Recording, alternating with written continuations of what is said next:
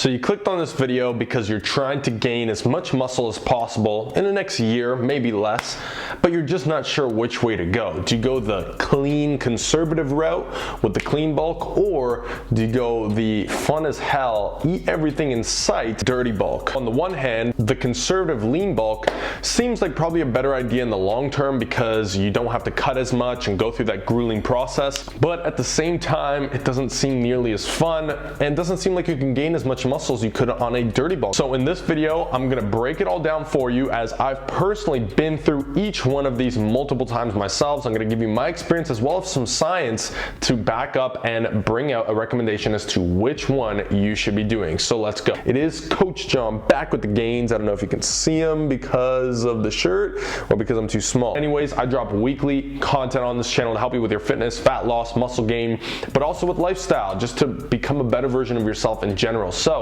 if you're interested in doing that, make sure you hit the subscribe button, notification bell, and the like button down there as well. So like I mentioned, I've had about 11 years of experience working out, and throughout that time, I've done probably 3 or 4 dirty bulks and about 3 lean bulks. So that's, multiple years of doing this. So I'm going to be bringing my experience to the table, as well as I've had the opportunity to coach thousands of people over the years and help them through this process as well. So I'm going to bring all of that information and experience, combine it with some science, so we make sure that you choose the right path. So real quick, I want to start by defining what a dirty and clean bulk actually is. So a dirty bulk is going to be a bulk where you're essentially putting on excess fat, or I should say you're eating in a big surplus without really worrying too much about how much fat you gain. If you happen to gain 10, 20 more pounds of fat than maybe you expected, that's totally fine as long as you're gaining. So again, dirty bulk is almost always associated with a quite high caloric surplus on a day-to-day basis. And it's also associated typically with more arbitrary behavior. So arbitrarily eating more food, and that's the measurement. You're not gaining, eat more, and that's about as ambiguous as it gets. But again, dirty bulking typically follows that sort of a trend. Now, lean bulking, on the other hand, is more conservative. So this is a controlled calorie surplus, and the reason you do that is so that you can gain at a slower rate, but you mitigate how much fat you gain. So you're always making sure that you don't gain too much fat, and that the majority of what you do gain by the end of the bulk is hopefully muscle. By the way, I just made a video going in depth as to how to lean bulk correctly.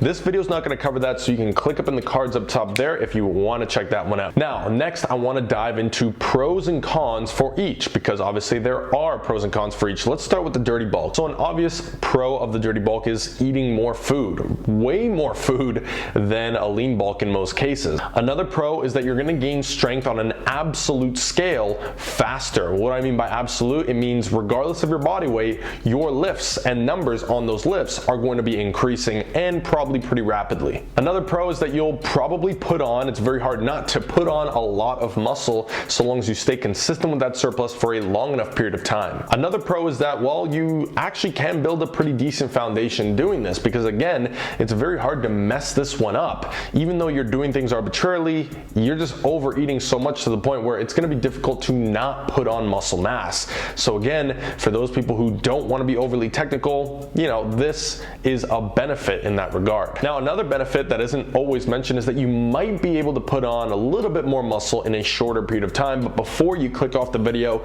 and make that the deciding factor, trust me, you're going to want to stick around to see the pros of the clean bulk versus this one. But with that said, it's time to talk about the cons of the dirty bulk. The first one being the obvious one, you're going to gain way too much fat, okay? And what do you mean too much? Isn't that part of the process? Well, that's what separates the dirty bulk from the clean bulk, is that you're gaining more fat than on the clean bulk, which leads to the second con. Okay, now more fat is a con in itself because you just look worse, and it's very tough sometimes to tell if you are putting on muscle from a visual standpoint. But the second con is associated with the first one, and that's the fact that you have to go through a long cutting process afterwards typically. Also, another thing to keep in mind, remember I said absolute strength increases? Well, what might occur is that your relative strength decreases. So I'll give you an example. Sure, your bench press is going up by a rep every time you get into the gym quite easily, maybe 2 reps, reps, but your body weight's going up 3, 4, maybe 5 pounds a week. So in relation to how much you weigh, your relative strength may decrease as you continue through the bulk. And the last con here is something that you're not going to know until you actually do this for yourself, but especially if you've got a higher metabolism like myself and like a lot of you guys watching do, then it's going to get really tedious and tiring eating all that food. Even if times you're going to have to be shoving a pizza down your throat just to hit your calories, it's gonna get tiresome. Okay, great. Now we're gonna move to the pros of the lean bulk. So the very first one, very simple.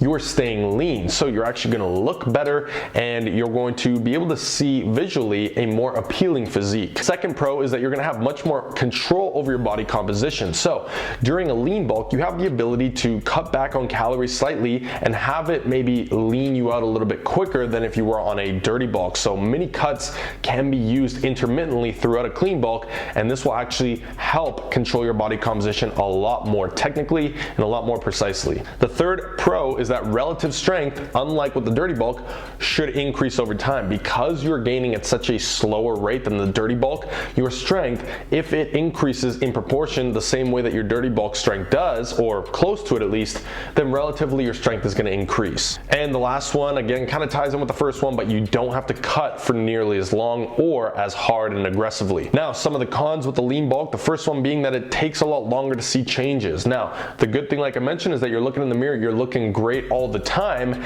but it's going to be hard to visually actually notice differences until months later. Another con is that you have to be a lot more meticulous with your diet. So you're watching all the details, you got to be a lot more consistent, and you got to be basically tracking a lot more than if you were dirty bulking, where in some cases you don't even track when you're dirty bulking. And the third and final con there is that it is, because of the previous point, very easy to mess up on. Look, if you fall off for a week or two and you overeat way too much, just like that, you could end up gaining 5 to 10 pounds of fat. Next thing you know, you got to start a cut again, and this cycle could continue. So it's very difficult to stay with a controlled lean bulk, but the payoff may be worth it. So let's talk about it. So bringing all this information together, again, combining it with my experience, I've done a dirty bulk 3 to 4 times, each one lasting roughly 10 to 12 months. Now, the first time I did the dirty bulk was great because this was the first time that I actually got big and gained weight. I was always a skinnier kid when I was younger, so this was very appealing to me. So I gained tons of weight and tons of muscle. You know, I started benching 2 plates quite easily. It was really awesome, and I got really pumped about it. So naturally, being that that was the only way that I actually ever really gained muscle at the time, I went full into the dirty bulk cult. So what do I mean by that? Well, the first time was great, the second time was all right, but every time I dirty bulked, I aimed to gain more than the previous time. So the first time I dirty bulked, I gained about 20 pounds. The next time I gained about 30 pounds. The time after, I gained about 40, and the last time I dirty bulked, I gained about 50 pounds. Now, the issue with that, and you'll know already if you have any knowledge on this subject, well, diminishing returns or diminishing gains is a real thing. What is this? Well, the first year of lifting, you're going to gain a lot more muscle and a lot more strength and a lot faster than your second, third, and fourth year of lifting. But at the same time, I was gaining more and more weight each year afterwards, thinking that it's only going to help me build more and more muscle. Obviously, I was quite ignorant at the time, and I really just went off what my experience was then, plus some YouTube videos of pro bodybuilders and physique athletes, which hopefully you know by following me is probably not in your best interest all the time. With that said, I was able to build a pretty solid foundation, but that last time that I dirty bulked and gained about 50 pounds, I ended up getting sick at one point where I lost a ton of weight, and then I had to go right into a cut, and by the time I cut down, that entire 10 to 12 months of bulking all the way up, and then in following 3 to 4 or 5 months of cutting showed up like I hadn't really made much progress, and it was very disheartening.